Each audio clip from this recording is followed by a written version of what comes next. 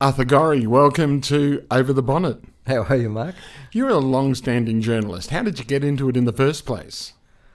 Well, I think it was easier in those days, even though there were fewer media outlets. There wasn't a university course available then. That was 1971. 70 I finished school, so I just wrote letters to everybody. And in those polite, genteel days, you actually got a response, even if it was no. And I got a thank you. Your letter's been placed on file. We don't have any room for you at the moment, sort of thing, from every television station, which I think was 3 at that stage, and a couple of radio stations that had newsrooms, and the Brisbane Telegraph was actually hiring. So they had 8 applicants for 2 jobs, and I got one of them. So, why do you think you got the job?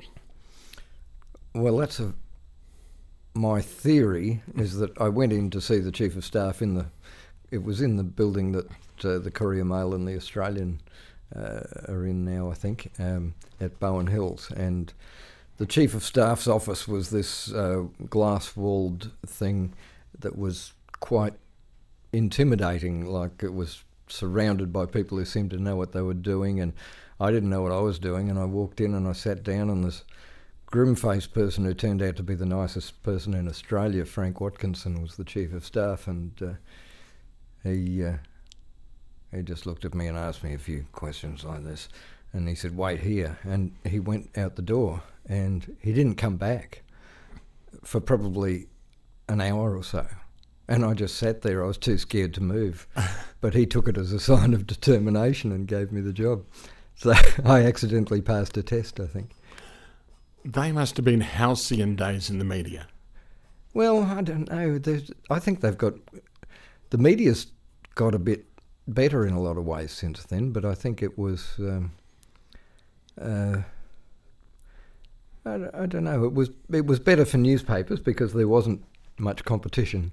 There was television just starting out and radio to some extent, and I guess that ultimately killed the afternoon newspaper like the Telegraph, But, you know, they weren't bad days. I probably didn't realise how lucky I was because young people often don't. So, but I got a good start with the Telegraph. You've seen the decline of newspapers over the years. How have you felt about that, starting off as a newspaper reporter?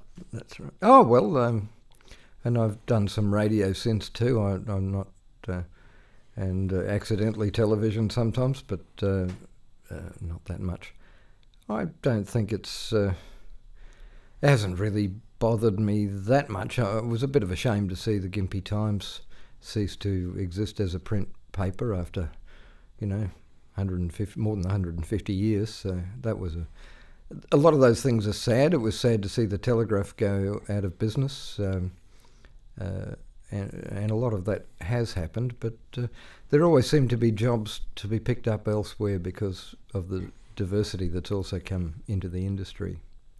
And it has had to diversify because newspapers essentially are going to be a thing of the past.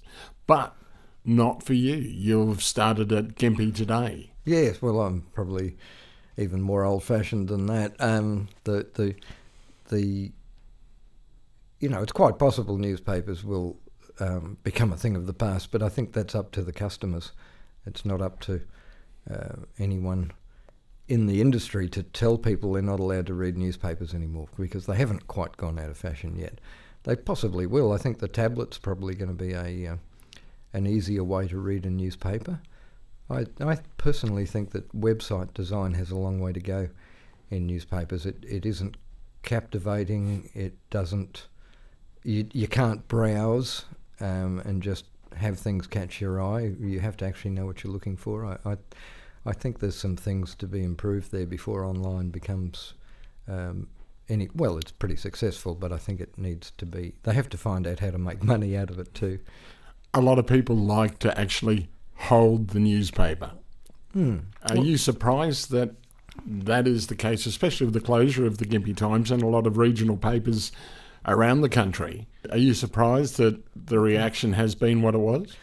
Well, using myself as a survey sample of one, I like to actually get away from computers. I work with them quite a lot, and they drive me nuts.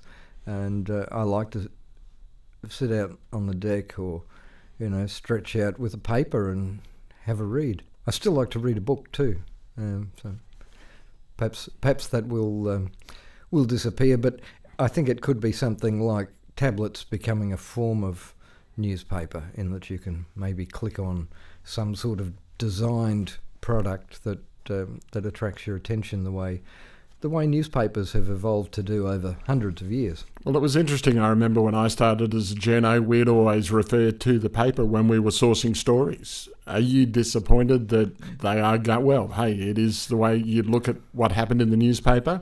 It would drive a lot of what was happening, that and radio. Yeah, yes. Well, that's what I read in the papers. And I think I read in the papers these days that the papers aren't going to be around for long, but I still think they have to find a better substitute than the average website. How have you found with Gympie Today, how have you found the reaction to that? Oh, people seem to like it. It's walking out the door. The newsagents say it's selling well. So whatever the future may hold for newspapers, they're not over yet. And I might be over before they are. So I don't mind that. Don't mind if they're around. But if they go, they go. It'll be what people decide they want. You're based in Brisbane. What brought you to Gympie? Oh, well, all sorts of things. I was living at the Sunshine Coast for a while and doing what people do when they go into semi-retirement too early. I ran out of money. And somebody pointed out there was an ad in the Gympie Times for a journalist. And because I knew this person from the pub, I actually forgot about it. And then he asked me how I'd gone with that job application, and I thought, oh my God, I'm better. So I rang up and asked them if they'd take a late application, and they did, and I got the job. So I'm here, and really like it. It's a little gem, Gympie. It really is. Do you think that it's still got that bad reputation, or has it gone past that from what you've seen as a journalist? I think in recent years it's gone past that, because there's lots of new people coming here and lots of people who weren't here when some of that, and it's nonsense, happened. Really, a lot of that, the Helltown stuff was one article in Australian Penthouse. Probably the only article in Penthouse magazine that anyone ever read. I've heard that one before. And the only one that anyone in the cities took seriously. And I put that down to urban prejudice. I think there is a tendency of people in the city to just like to find someone to look down their noses at, and country people fall into that category quite often. What's the reaction to that story, or the influence of that story, do you think has had on the town of Gympie? Oh, I think it was shocking. It was horrible. You find young people would go to university in Brisbane and they'd tell their friends they were from the Sunshine Coast because they didn't want to admit they were from Gympie. And people started talking about changing the name of the town and things, and I just think you should defy that sort of thing, really. And I think it has pretty much disappeared now. But that was nonsense, that article was just rubbish. You've covered a lot of stories here in the town of Gympie and in the Kalula area. What are some of the stories that have stood out for you over the years? Well, millions of stories we wrote about the Traverson Crossing Dam. That was an incredible issue. It went on for about 3.5 years. And at the time, the people at the company that then owned the Gympie Times were urging us to get involved in community campaigns. And Michael Rosa, who was the editor, thought, well, this is one. And on the first day that it was announced, he said, we're going to campaign against this, and turned me loose. And it was great fun. It was like working for a student newspaper in a way. I had a free rein to be radical, and we just drove up and down just about every second dirt road in the Mary Valley and spoke to every second person who lived in them, it seemed, and got some great stories from a community perspective, and eventually won, but largely because of Peter Garrett rather than us, probably. But I'd say the community campaign that we were part of probably did make a big difference. It was pretty powerful. Yeah. But then so's a determined and stubborn government. And really, if Peter Garrett hadn't been a fundamentally honest person, and that's not something that I would necessarily say about everyone I've met in politics, but he seemed to be. I mean, the pressure on him to approve the dam must have been enormous within the Labor Party. Do you think it was? Oh, I'd say so. I think, well, he had, they'd spent millions of dollars buying up properties in advance without any permission for the project to go ahead. They'd started work on it without permission for it to go ahead, although they said it wasn't a start on work, it was just surveying and drilling. Well, a lot of people think of that as work, and it had so started. And they just wanted it to be too advanced for anyone in practical terms to knock it on the head, and Peter Garrett did anyway, and it was a great moment. I got the chance to say thank you. Are you surprised how they did do that? With the endangered species like the bum-breathing turtle, as everyone likes to talk about it, and the lungfish. Yeah, I think those things were important. We seem to have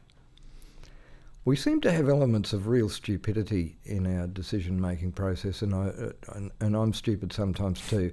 But I can't believe that they put fish ladders on dams because it works for salmon in North America, but not all fish are salmon. And lungfish, they reckon the Paradise Dam had a fish ladder and one lungfish used it, and someone said to me, that lungfish is worth about $1.8 million or some figure. And died on the way down. It probably did. Salmon jump upstream. Possibly mullet might too, I don't know, but there was just an assumption that you could just find an American solution for Australian species, and the Paradise Dam was there, and it's been a disaster ever since it was built. And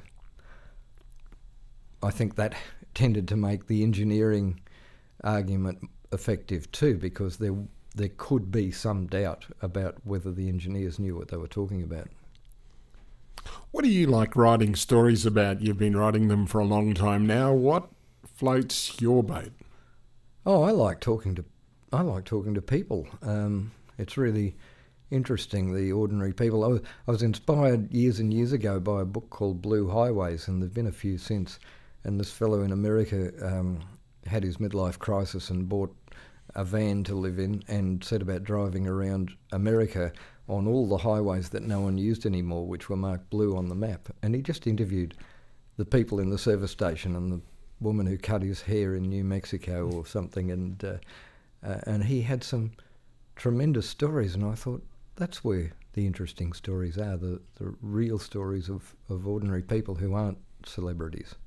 But maybe some of them should be. Ordinary people with extraordinary stories. Yeah, and who do extraordinary things, yeah. A lot of people do extraordinary things in this town. Are you surprised by that? I've been really surprised by well, I think the Beattie government was surprised with the dam too, at how these people they dismissed as rednecks probably in the Mary Valley turned out to include people who were experts in all sorts of strategically important businesses that, they were just smart as can be, and they managed to develop strategies that beat the government, so without spending the millions of dollars the government did. Was it right that a lot of people, or some people, made a lot of money out of it by rebuying their properties, renting them for not a lot, and then being able to buy them back at a much reduced rate? I don't think anyone complained about the prices that were offered for the properties. That was, but and sometimes they were able to buy them back. But that's what happens when you do something stupid, as the government did. They made this massive investment, paid people far more than the properties were worth economically. So that was the mistake. Well, it was just part of their arrogance that this was going to go ahead, and it was all because of the Millennium Drought, and the dam couldn't have been built before the dams in Brisbane ran dry. and they didn't run dry. It wasn't that the climate had changed and turned southeast Queensland into a desert. One day it did rain, it flooded, as often happens, and there really wasn't. What I find really frustrating about that, though, is for all those painful lessons that led to ideas like having rainwater tanks as a condition of approval for houses, all that stuff's gone. Within 5 years of ordinary weather, raining occasionally, all those lessons were forgotten, and I've found that over the last 15 or so years in Gympie, you see this in a lot of governments and a lot of people's behaviour. We do, in fact, forget and adapt, and something that seemed like a terrible crisis 5 years ago, everyone's forgotten about it, and all the lessons are forgotten too. Do you look back over your old work and go, that was a lesson that I learned or didn't learn? Oh, yeah, if to the extent that I look back over it, I sometimes think, oh, well, I was wrong about that, or I was right about that, or whatever. I'm glad I got away with that, sort of thing. So what have you got away with when you're... I wouldn't get away with it if I told you. No, but sometimes you just get it wrong. Just a factual error here and there. Sometimes they're not that important. If they are important, you have to run a correction, and that doesn't always solve the problem. So you have to try not to be inaccurate, but nobody's perfect. Can you get away with more in the country? I don't know. Possibly not, because it's more personal. If you make a mistake that actually hurts somebody, it's somebody that you might pass in the street. So, in some ways you might be more likely to be forgiven, and in some ways you might be more likely to run into the person you've done wrong and have to apologise. So you may as well just apologise in print and try and fix it as well as you can. And get to as many people as you possibly can. Yeah, well, there was a fellow called David Broder who used to work for the Washington Post, and he wrote a book called Behind the Front Page, and he said that journalists should come down off their high horse, and we'd be a lot better liked in the community if we didn't pretend to be perfect. And he said what we should tell people is that we work under pressure, writing a book every day in an environment where people are either lying to us or concealing things from us. And we'll be back tomorrow with a corrected and updated version. And we should just ask people to understand that we're not perfect, but we shouldn't try to pretend that we are.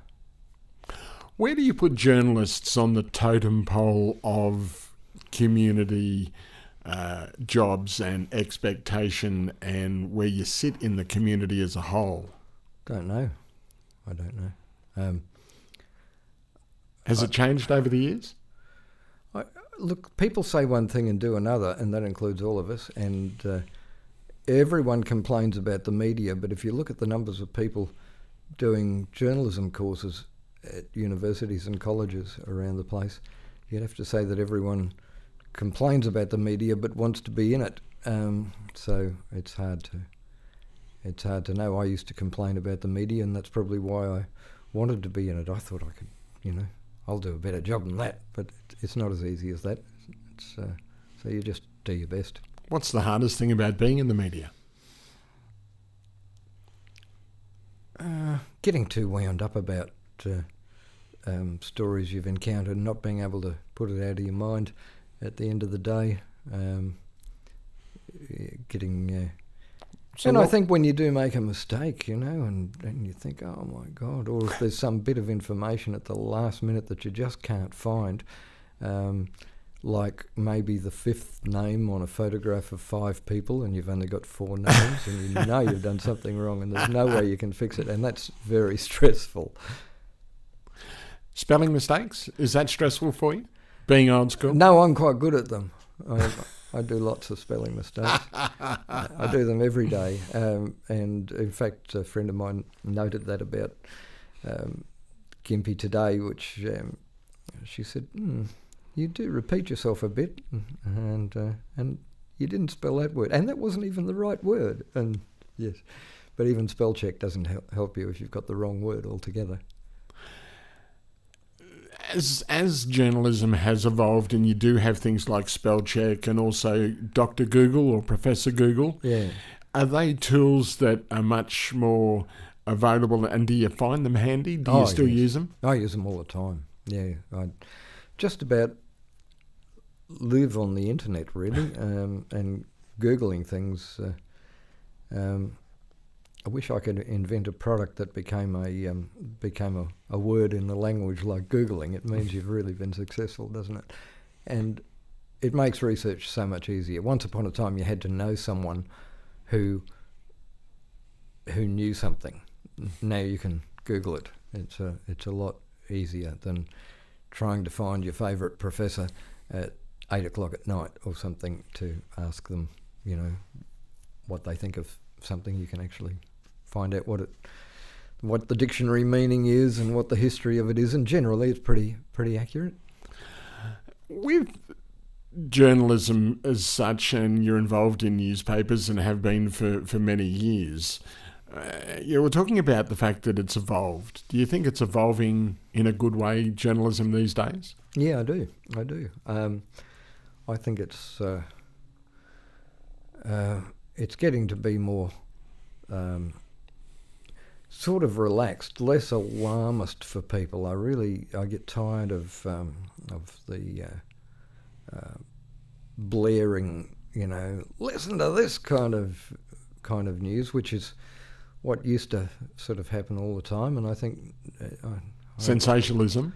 Yeah, I suppose so. And of course, we all like to make our stories as interesting as possible, but I think people have quite enough stress in their lives now, and especially I think on a weekly paper, it's read over the weekend when people have actually got time to relax and have a think about things, and it's a much, it's probably better than an afternoon newspaper that has to sort of get into people's heads and somehow when they're busy with other things. So. Because it is the weekly newspaper, as you say, basically being read over the weekend, is the style of what you put out different, trying to cater for that? Are you trying to market yourself towards that? Yeah, probably. I think it leaves more room for stories that are interesting rather than just dramatic. And of course, there's still nice to have the the hard news and the drama and things, but there's also room for a bit of thought about what the drama means and so forth if in a weekly paper when people have got time to relax and have a read. So when you're actually writing stories, are you going to specifically look for a story that will be focused on the what you think people will want to read, or are you writing a story and then angling it? Oh, I try to put myself in the place of readers, and because they're who I'm writing for. It's like somebody said about songwriting, there used to be all this thing where people, when I was a teenager, people would talk about, oh, that's just so commercial. And this fellow who was a songwriter said, well, if you don't have other people whistling your song on the bus, you may as well just be singing in the shower. You're not actually achieving anything. So I try to put myself in the reader's place and realise that I am working for them, and that's why I get paid. So otherwise I would be just sounding off and I wouldn't have any reason to expect to be paid. But I'm trying to provide something that's of interest and use to people in this area, and so I'm conscious of who people in this area are. A lot of responsibility. With great power comes great responsibility. I think people are less inclined to be browbeaten or misled by the media. They're more questioning now. I don't know whether there is as much great power as there was. Was there too much power back in the day? Oh, I think there probably was, I think. And I don't think there there's more diversity now. There's people can just switch off. They can just change channels. They can just read it online. They've got a lot of options. So you've got to try and make sure that you're speaking to them in their language about things that matter to them. Because news is changing and the way people consume news is really changing. Hey, Donald Trump is a perfect example of changing the landscape on how news is delivered and consumed. The master of Twitter. Well, the master of Twitter, fake news. Yeah. As much as people would criticise his extreme statements on Twitter, they kind of worked, didn't they? You know, the extreme statements about North Korea kind of seemed to work. Followed by extreme statements the other way and totally unpredictable. But I think there's many more media out there than there were before. We've got a new council and a new focus here in Gympie. What do you think about the fact that the council essentially was swept out and we got a new one? Did people get it right?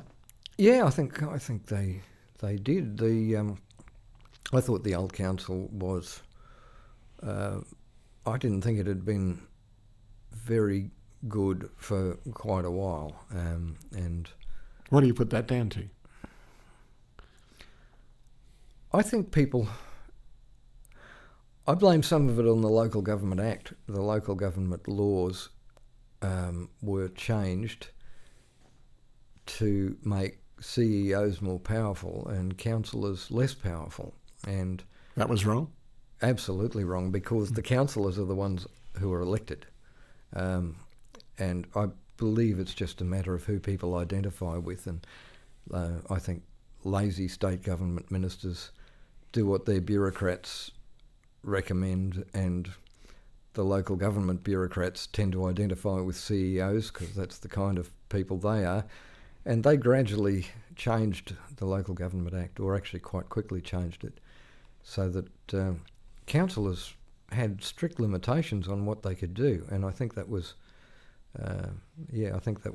very bad for local government in Queensland. And some of that's changing back just because people have thrown out councils that did nothing and put in councils. Well, when I say did nothing, didn't question things. You know, I since for all his bombastic behaviour at times, Mick Venardis was the mayor who opposed the Traveston Crossing Dam. As soon as he finished supporting it, when he realised he was wrong, after telling us, you can quote me on this, the town that saved Queensland with gold will now save Queensland with water. And within 24 hours he said he was taken out of context. Was he? No, he specifically emphasised it.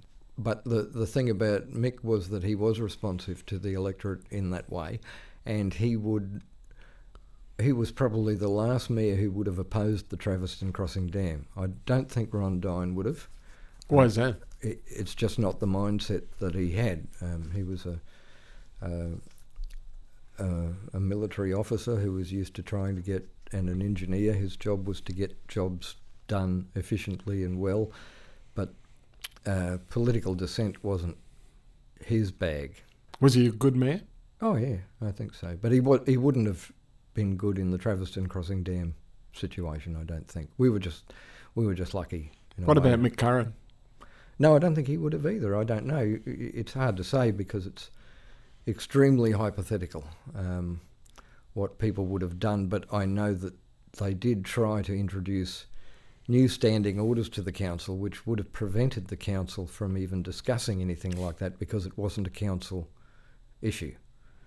It was an issue that affected the area that the council represented, but there was a proposed change to the standing orders of the council some years ago that would have meant the councillors were only allowed to discuss things that were within their area of responsibility. They wouldn't be able to discuss other issues of concern. And that didn't quite get through, I don't think. It just shows it wouldn't have happened now if the government had gone ahead with that dam. I don't think the Dyne or Curran councils would have opposed it in the way, and I don't know whether the Hartwig Council would either. I don't really know, but I suspect there would be. I suspect they would do more to resist it on behalf of the constituents. What about the new council? Just talking about the Hartwig Council, is it a breath of fresh air as what you're seeing as a journalist from what's happened? I think so. I mean, I know I reserve the right to be disappointed one day, but I think they're much more open, and you know, everyone uses the words transparency and openness, but this one actually does seem to be. They've just had a review of council operations. They're going to make it completely public, and I don't think they're under any obligation to do that. So I like the tendency towards openness, even with things that might be self-critical. Yeah, well, there was a lot of behind closed doors and backroom dealing in the previous council and, well, in councils, as you say, across the board. So we need to become more transparent across the board? I actually have a fairly radical position on that. Every now and again, governments that can't be trusted with our personal information, as we saw in the census, where they fell in love with their computer equipment salespeople, and it ended up leaking this confidential information and the identities of the people.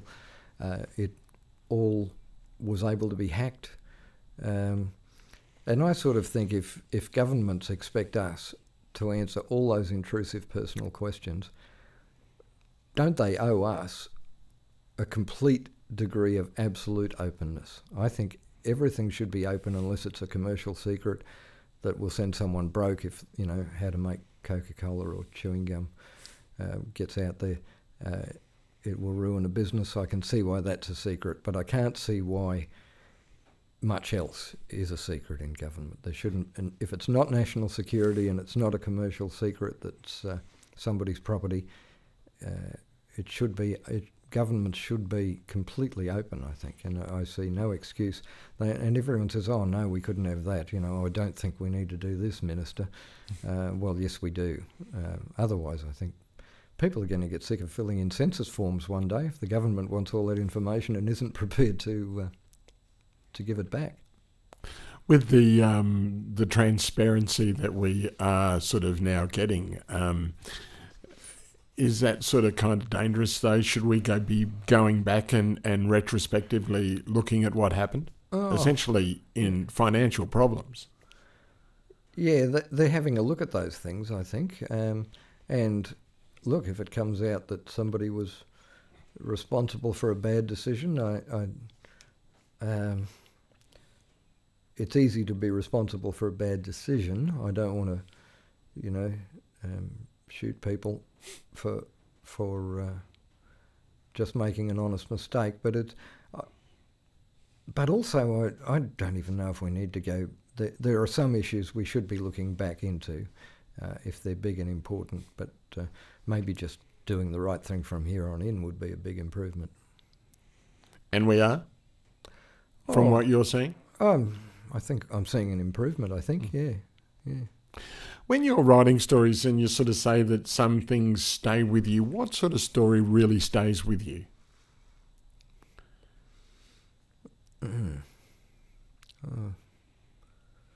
Well, again, this story is about ordinary people and doing extraordinary things and extraordinary campaigns, giant killing issues where big corporate or government bullies get sat back on their backside.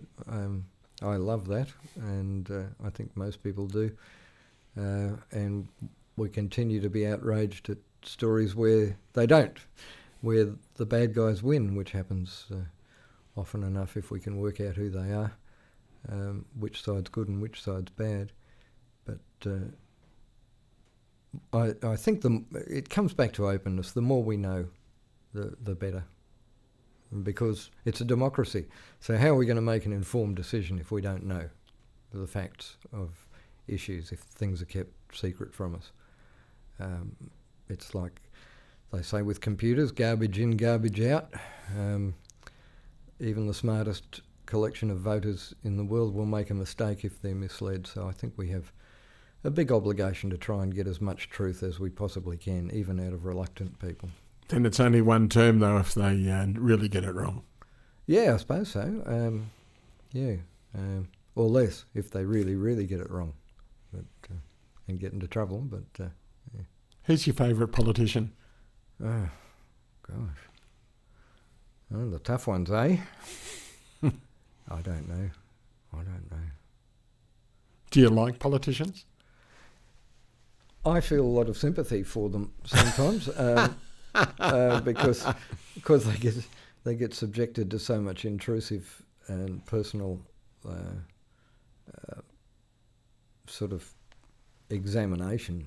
I feel. However, it's something they do put their hand up for. Yeah, but it makes you wonder whether you can ever get normal people putting up their hand for things. If you're going to bring up stupid things they did when they were drunk, and these days I feel so sorry. I was so glad we didn't have Facebook when I was younger and even more stupid. Imagine, there's no obliterating any of that. There's no erasing it. There's no taking Still it there, back. yeah. It's still there in 20 years' time when you're trying to be Prime Minister, and there's that stupid thing you did at a party, in video, in colour. Is that what's wrong with the internet these days? The fact that you can't erase it? Well, probably it's a little too easy. Everything that's convenient can be sometimes a little too convenient. I mean, emails are an extremely convenient way of communicating, but most people probably have about 10,000 that they haven't read, so they're a little too easy. With every benefit comes a disadvantage, I suppose. The main thing that politicians suffer from is our expectations of them. I think we need to just work out what we want people to do, and I'd put a priority on honesty and strategic intelligence, and just try and leave out, whether they were a stripper in a former life or not. It doesn't matter. Does it? Does it not matter? No. Could it influence, though, if they've got that mindset that they might not have it again? What mindset? Well, if I was a stripper back in the day... Yeah. I remember. I think I saw that show. If I was a stripper back in the day, it may still continue to influence my thinking. I suppose people are entitled to work out exactly who it is they're voting for. You might have a bit of a point there, somewhere in the grey area in between. Would you have made a good politician? Most journos at some stage think that they could have made a good polly. Oh, had a bit of a go at it through union politics, and I'll tell you my side of the story, and it'll take all day, and other people will tell you something else.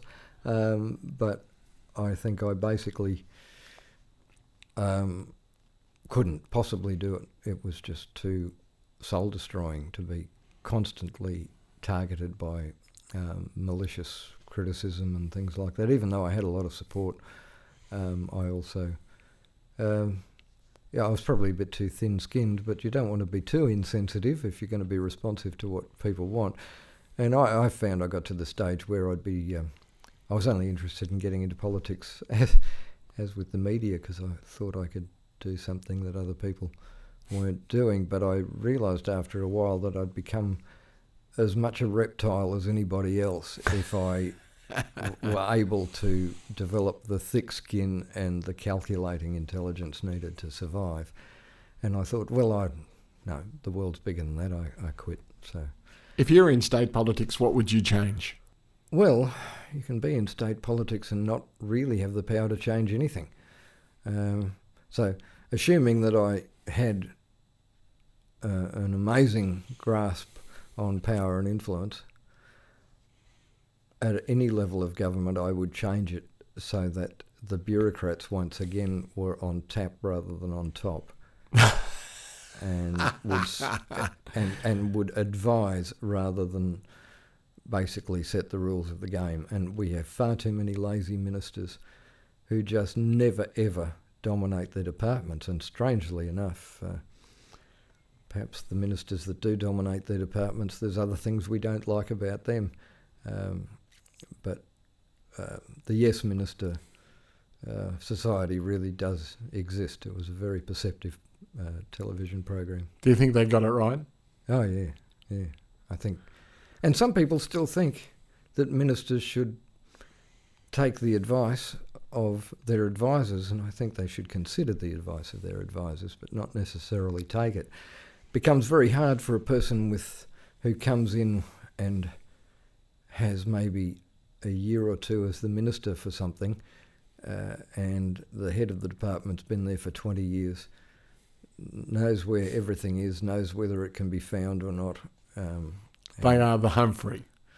Yeah, and they're much better at it than most ministers who are so busy trying to just hope that nothing too much goes wrong before they're in their next episode or something, you know. Well, look at David Gibson, what happened to him. Yes, and David Gibson, and I think we can look at a lot of bureaucracies where ministers, I think, have consciously decided they're just not going to take them on. It's too hard to take on the bureaucrats. Is that the same in local government, or has been up until now? I think it's become worse with those changes in the Local Government Act.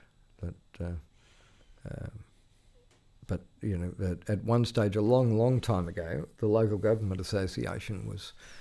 There's always this tension between the elected and the non-elected people. It's probably not such a bad thing in a way, but the Local Government Association was once run by a fellow called Fred Rogers, who was a shire chairman, and he spent every waking hour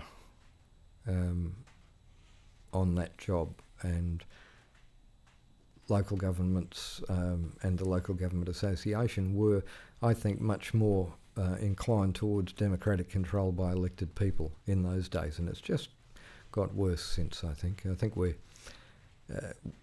you get to a stage where it's a democracy in name only if the minister's just time-serving or you know, hoping to... Are most of them time-serving, or are they trying to make a difference? Do you think that people will get in and have the right intention and then get caught up into the whole party machine? I guess time-serving is one thing, but careerism's another, and I think some of them are concentrating on their careers, and that means not upsetting too many people. As Murphy's Law says, friends come and go, but enemies accumulate, and they certainly do in politics, and one day you get shot.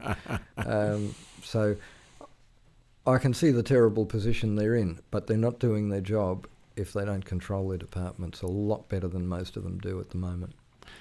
Our crop of current politicians, do you think there's too many career politicians amongst them, or people trying to feather their own nest? Oh, I think careerism, it's actually not dishonest, but it annoys me. You know, I don't think there's a lot of people motivated by ideals so much in politics. They're motivated by their careers. And if that doesn't happen in the beginning, it pretty soon happens halfway through when they make a decision about whether they're going to survive in politics or not. And I don't know how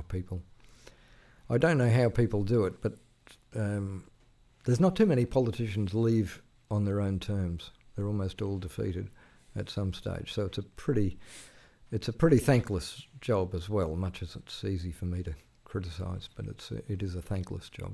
It is interesting, as you say. A lot of people have plans of, when they go into politics, of going, yep, I'm going to make a difference, and they fall into the party machine, and then they really just follow the rank and file and get voted out eventually because they didn't follow that dream that they had. Yeah, or they get voted out because they did follow that dream that they had and somebody didn't like it. So I don't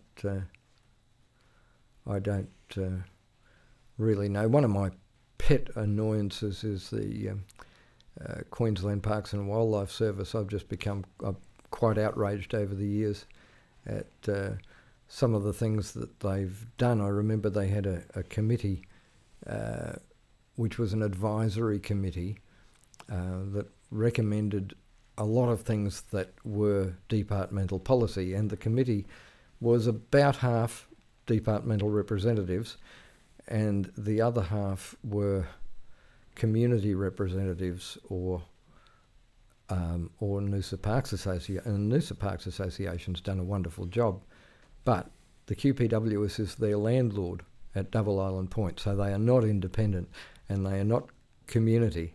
And so this false thing was put up that justified the department's policy and probably fooled the minister too. And you get things like that happening all the time in politics and bureaucracy. It's almost impossible for ministers to really do what I think they should do, and that's control their department. Probably one of the people who controlled his departments the best was Russ Hinds, and of course he had Minister for everything. Yes, and he had well-known flaws too. So yeah, nobody's perfect, are they? Well, that's true. So, what sort of books do you read? You say you're an avid reader. What sort of books do you like reading? I like Michael Connelly detective novels. I think they're fantastic. I think he's a fantastic writer, and I've read enough of them now to sort of be able to. I should know the formula, but I don't really. But no, I just like entertaining reading, and I like reading odd points of view, different points of view in more serious articles and so forth. But yeah, I'm very much going through a Michael Connelly phase at the moment. I went through a Lee Child phase at one stage, but now I realise that much as everyone needs a big hulking goon to hang around with or to solve their problems for them every now and again when they come through town, all his plot stories seem to be pretty much the same. Yes, but I like a good detective, a good mystery story, or a good dramatic story. Are you an aspiring novelist? Being a writer, essentially a professional writer, are you an aspiring novelist? Not really. I don't think I can do it. I think it's an amazing other skill altogether, is to take something that isn't true, has no particular meaning, and is so captivating that people can't stop reading it. I think that's an amazing skill, and I dips me lid to anyone who can do that successfully. Are you surprised that when you read a novel how much what the mind can conceive? The stories that they come up with, the plots. Yes, and keep all those balls in the air at once, juggling while riding a unicycle on a tightrope. It's amazing what authors can do, and I know one or two quite good writers, and they're way beyond me. I don't know how they do it. Can a writer become a good journalist? Oh, probably. Probably it's one of the good things about journalism is almost anyone can, if you can see something and describe it simply and tell people something about it in a way that also expresses its significance to your readers so that they're actually interested. That's really all there is to it. You don't have to make up characters. You don't need to make up any characters in politics. They're there. Because these days the keyboard warriors can have free access with the internet, with all sorts of things, YouTube, you name it, that you can get out and write what you want. Are you still writing what you want, or are you dictated? Oh, I'm not dictated to very much, but I benefit greatly from trying to see it from other people's point of view. I really think I've got my own opinions, and I bore people with them at great length in my own time. But is it hard, though, not to put your opinion in? Well, it's not that I don't even try that much if my opinion is sort of something that reflects what I think are the interests of the people who might be reading the story, because I'm writing for them, and if I can express something on their behalf, and if I can identify and empathise with, people in manufacturing or farming, even though I'm not in either, then maybe I can see what's important to them. And tourism, they're three big industries, and conservation's another big interest, and education. So I'm conscious of who's out there, and I try to empathise with what I think might be their point of view. And often when you ring them up, they've got a different point of view altogether. You know, during the COVID thing, when the borders were locked and there were people cheating, you know, those girls from Logan who went to Melbourne and came back and so forth, with COVID-19. I rang up Tony Goodman of the Chamber of Commerce because I expected him to be outraged at the effect this, you know, the threat to business, and after everything everyone had gone through to try and defeat it. And he said, "Oh yeah, but we've got to keep in mind that sometimes we've got to be compassionate too." And I thought, "Oh gosh, Tony, you're surprising me." And it happens quite a lot that people can sometimes have a different point of view and a better point of view than you thought they might have. Because you're asking people for their points of view all the time, or so you're constantly being surprised. Constantly being surprised, constantly confused.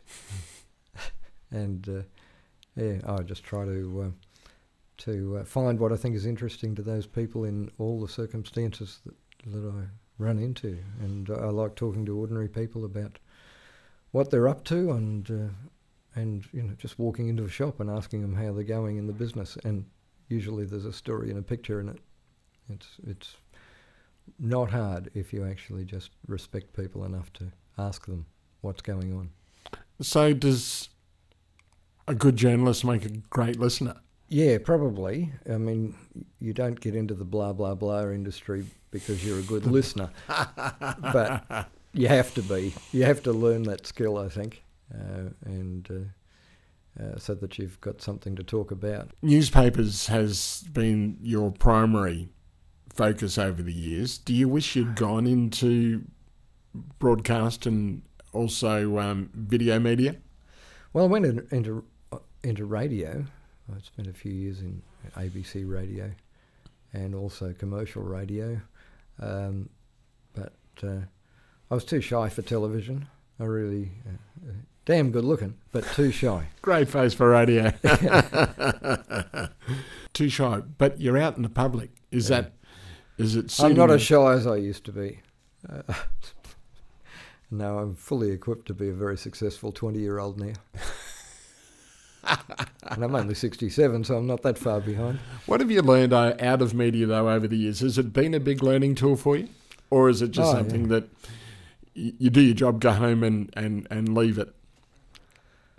Well, I try to do my job, and when I go home, I try to leave it. But I still have found it it's a big learning experience. I've often found the learning curves like a brick wall you walk straight into, especially with new media and new branches that you might take in a career that trick you up sometimes. There's things you didn't realise. Sometimes looking back, very obvious things, but yeah, it's all learning. You said you retired once or tried to. When do you plan to retire now? I don't really want to at all, actually. I'm working 3 days a week, which is just enough to keep me flipping out. I have to be on planet Earth for 3 days a week, and the other 4 days I can catch up with friends, go to the beach. It's great. I like being semi-retired. And that's what you consider yourself now? Or? Yeah, well, I'm sort of not quite as I'm semi-working. I think I'm still, the emphasis is still on working because it's on my mind a bit all the time. But I'm quite, actually, this is the kind of job I should have had all my life. I'm really happy with it. 3 days a week? Yeah, it's perfect.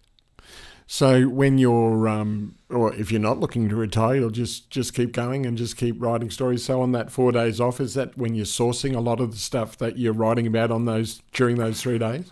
Well, I try not to work too many hours that I'm not paid for, but I do things. If things come up on those days, I'll do them, and then I'll try to find them a couple of hours on the days that I'm working. like I'm doing today, talking to you. I'm not getting much done for my employer while I'm talking to you, but I think that's. But I did some work on Wednesday, so. Was it a big risk setting up the Gympie Today? Sorry. Well, I didn't. It's well, the fact that risk. it was done, was that a big risk that Gympie Today was? Well, I think the people who publish it are a Victorian family company that have been publishing country newspapers for more than 100 years. So they know what they're doing, and any risk, I think, would have been a calculated one, a thoughtful one. And I don't think when the Gympie Times retrenched most of, or all of its advertising staff, its administration staff, and half of its journalists, they basically put a newspaper production kit out there in the street for someone to pick up if they wanted to. And since the Gympie Times was a profitable newspaper, this is one of the places where they thought this is a place where we could set up. And they've done the same thing in other areas, Rockhampton, Bundaberg, North and South Bonnet, and Noosa. Did they make a mistake closing the Gympie Times? I don't know. I don't know what their strategic thinking was, but it must have been at a much higher level than the Gympie Times, because I don't know why you would close down a business that's making money every day. But I think there were coronavirus-related reasons that put them under a tremendous amount of pressure to take some big action, and I don't know whether all the other papers were making money or being as successful as the Gympie Times was. I don't know what who knows what happens up on the, in the echelons, the hallways or corridors of power. Up on the 35th floor where these pay levels and pay grades exist and people make these decisions. I don't know. I haven't got a clue, really. Do you think that you would have enjoyed newspapers or journalism across the board if you'd been a journalist coming in now? So if you're a journalist that was just starting and you're working from home, you don't have that environment to work from. You talked about your chief of staff that you initially had that meeting with. He must have given you a lot, and journalists working from home just don't have that energy to work from. Yes, well, we have an office now, so that and that is an improvement. There is still a place for the office where people physically gather, and you can turn and ask somebody, what's the right word, or you can say, geez, this annoys me. Whereas if you're at home, you've got to send an email to say good morning. It's just it's not as good as actually having an office, and even if you're not in there all the time. Do you thrive on that energy? Oh yeah, I thrive on working in a team with other people, yeah. So what about the young journos that are coming through? Do you think that they will miss out because of the fact that they don't have that environment to work from? I know when I started that it was just awesome, that there was no, I got cadetted as you've done. They've got to be a uni graduate these days. Yeah. They've got and the uni courses are turning out people who have a fair bit of technical proficiency, and they can actually step in and do things straight away.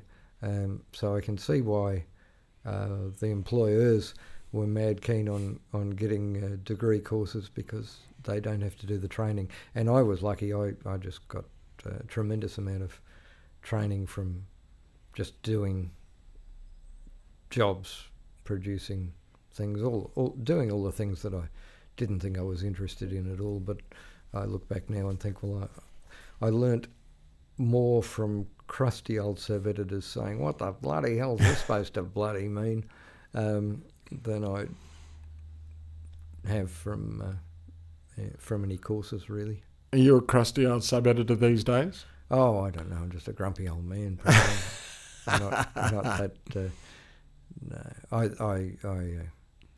I think I get on pretty well with the young people who come along in the office because I respect them and the work that they do, and I look at some of them and think they're a lot smarter than I was at their age. So I don't get too crusty, but I did benefit from the personal and unpretentious advice that I got from people.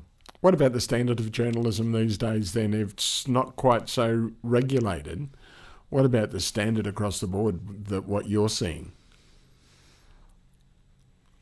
Yeah, it's hard to say. There's a lot more information around, and some of it's better done, some of it's rubbish. That's always been the case. I don't know whether I could generalise about that. It's sort of swings and roundabouts. Some things are better, some things are worse. I don't know. Who's the person that has influenced you the most, either interviewing or in your journalism career? Gee, lots and lots of people. I always had a lot of time for Quentin Dempster. I knew him at the Telegraph. He started there as a political reporter while I was there. He'd just come down from Maryborough, where he was born, I think. He was influential. So were a few people whose names aren't so well known. A few politicians. A lot of people had an influence who I look back and I think, well, I shouldn't have taken any notice of them. But some, I don't want to leave Quentin out there on his own. But there have been quite a lot of people who aren't as well known now as Quentin is. What about people you've interviewed? I was very impressed by some of the people that I've interviewed over the years. Whenever everyone in journalism thinks they're a smarty pants and they're referred to as the chattering classes and so forth. I remember going to a press club luncheon about the Queensland gerrymander that existed. That was back in the Bjelke-Petersen days. And they had Sir Robert Sparks, who was National Party state president, I think, and they had someone from the Labor Party and someone from the Liberal Party, and I can't remember either of them because they didn't stand out at all like Sir Robert Sparks did, and I didn't agree with him about anything. He was just this, rich guy from out west, and I naturally, as a young city person, I resented him like mad. But he was the smartest person in the room because this discussion about the Queensland gerrymander was there. There was about 80 people there, 60 or 80 people, and the Labor Party people said some thoughtful stuff about how bad it was, and the Liberal Party people said some thoughtful stuff about how bad it was, and Robert Sparks got up and said, if we had one vote, one value, this state would be just run by mindless city trendies. And he just tore strips off all his immediate audience, and you'd have to think, well, he's not going to reach anybody. But he was the only one with the media nous to realise that that was being broadcast live all over Queensland on ABC Radio, on Radio National. And all over Queensland, thousands of people, thousands more than were in that room, were saying, good on you, Bob. And they were getting their sound bites in the news that night probably as well. Yeah, and Bob Sparks was the only one with the media nous to know who his real audience was. Who has the most media nous then these days? Well, of course, they all have advisors who've been to university to learn all about having media nous. And there's so much media nous out and about these days, you just don't know when you're being manipulated and when you're not. But I'd say Anastasia Palaszczuk just proved that she has a tremendous amount of political and media nous. Through the COVID situation? Through the COVID situation, and even when I thought she'd lost points by not being compassionate enough, that quickly slipped into the past and she stuck with it, and it didn't do us any harm, really. It might have hurt the economy, but no more than it did anywhere else. And as far as I can see, it didn't hurt the economy around here. People tourism at Rainbow Beach and Imbil has been booming. Are we just getting on with it, with the whole COVID situation in this area? It doesn't really seem to affect us. No, and that's partly because of border lockdowns, I think. And I think Rainbow Beach was busier than it's ever been, with people from the Gold Coast not going to Lismore or Byron Bay anymore. They were coming up here, so we did pretty well. I don't think it hurt anyone that I know all that much at all. Does it concern you much, the whole COVID situation, or do you think it's just sort of flattened out now and just everyone's dealing with it? Well, I don't want to die just yet, so I'm glad. And I'm probably getting into that age group where it could be especially dangerous. But I feel we're just getting on with it now. But that's partly because it does seem to be under control. So let's hope it stays under control and until we can beat it. And I think we'll just have to get by without a lot of migration until it comes under control in other countries too. And if it ever does. And if it ever does, yeah. One of the things you say you don't want to die just yet, what are the things that really worry you? Dying just yet? I'm not too worried about much at all, because almost everything that I've ever worried about has been and gone and didn't turn out to be as bad or long-lasting as I thought. And things do change and political situations change. Mark Twain had a great quote that I've had some terrible experiences in my life and some of them have actually happened. That's true too. I think someone said, I don't know if it was Mark Twain, I've never wished that anybody would die, but I have read some obituaries with great enthusiasm. Well, on that note, it's been an absolute pleasure to spend some time with you, and hopefully you enjoy, for the foreseeable future, your 3 days a week at Gympie Today, and enjoy the 4 days off. More's the point. That's it. Finding that balance. Arthur Gorrie, thanks for joining us over the bonnet. Thank you, Mark.